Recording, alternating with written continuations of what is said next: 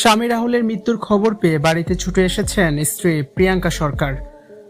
কাঁদতে কাঁদতে রাহুলের বাড়িতে পৌঁছান প্রিয়াঙ্কা। যে মানুষের সঙ্গে হাজারো মান অভিমান আর ভালোবাসার স্মৃতি জড়িয়ে ছিল, তাকে এভাবে চিরতরে হারিয়ে ফেলা যেন মেনে নিতে পারছে না অভিনেত্রী। বারবার কান্না ভেঙে পড়ছেন তিনি, স্মৃতিচারণ করছেন ফেলে আসা দিনগুলোর। রাহুল ও প্রিয়াঙ্কার এই অসমাপ্ত প্রেম কাহিনী টলিউডের ইতিহাসে এক বিষাদময় অধ্যায় হয়ে থেকে যাবে। অভিনেতা রাহুল বন্দ্যোপাধ্যায়ের হঠাৎ মৃত্যুর সংবাদে হতবাক ও শোকে মর্মাহত পুরো বিনোদন জগৎ এবং তার অগণিত ভক্তরা। কিন্তু সবচেয়ে বড় আঘাতটি লেগেছে তার স্ত্রী জনপ্রিয় অভিনেত্রী প্রিয়াঙ্কা সরকারের উপর। আজ বিকেলে রাহুল বন্দ্যোপাধ্যায়ের মরদেহ যখন তার নিজ বাসভবনে নিয়ে আসা হয়, তখন প্রিয়াঙ্কা সরকারের হৃদয় বিদারক কান্না সবাইকেই কাঁদিয়েছে। ভিডিওটিতে দেখা যায় প্রিয়াঙ্কা সরকার বারবার রাহুল রাহুল বলে ডাকছেন আর ফুপিয়ে ফুপিয়ে কাঁদছেন। তার চোখ মুখে ফুটে উঠেছে অসহায়ত্ব ও গভীর শোক। রাহুলের মা এবং অন্যান্য আত্মীয় স্বজনেরাও প্রিয়াঙ্কাকে সান্ত্বনা দেওয়ার চেষ্টা করছেন, কিন্তু তার কান্না যেন থামছেই না।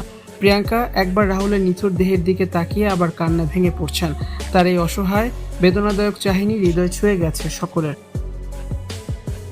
টলিউডের অন্যতম চর্চিত এবং এক সময়ের সব থেকে মিষ্টি জুটি হিসেবে পরিচিত ছিল রাহুল বন্দ্যোপাধ্যায় এবং প্রিয়াঙ্কা সরকার। পর্দার চিরদিনই তুমি যে আমার সিনেমার সেই অমর প্রেম কাহিনী বাস্তবেও ধরা দিয়েছিল তাদের জীবনে।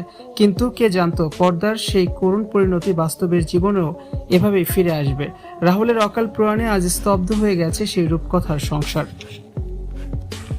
2008 সালে রাজ চক্রবর্তীর হাত ধরে যখন চিরদিনই তুমি যে আমার মুক্তি পায়, তখন থেকে রাহুল প্রিয়াঙ্কা জুটির রসায়ন দর্শকদের মুগ্ধ করে। সিনেমার শুটিং সেট থেকেই তাদের প্রেমের শুরু। এরপর আর দেরি করেননি এই তরুণ জুটি। ক্যারিয়ারের মধ্য গগনে থাকা অবস্থাতেই 2010 সালে তারা বিবাহ বন্ধনে আবদ্ধ হন।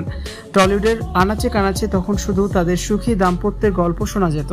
তাদের কোল আলো করে আসে একমাত্র সন্তান সহজ। দীর্ঘ 8 বছর দাম্পত্যের পর তাদের সম্পর্কে ফাটল ধরে। 2017 সাল নাগাদ তারা আলাদা থাকতে শুরু করেন। কিন্তু গত 1 বছরে বদলে গিয়েছে সব চিত্র। মান অভিমান সরিয়ে রেখে ছেলের ভবিষ্যতের কথা ভেবে আবারও এক ছাদের তলা আসতে শুরু করেন রাহুল প্রিয়াঙ্কা। কিন্তু সেই পুনর্মিলনের আনন্দ পূর্ণতা পাওয়ার আগেই সব শেষ হয়ে গেল। এ যেন চিরদিনই তুমি যে আমার সিনেমার সেই করুণ সমাপ্তি ঘটল।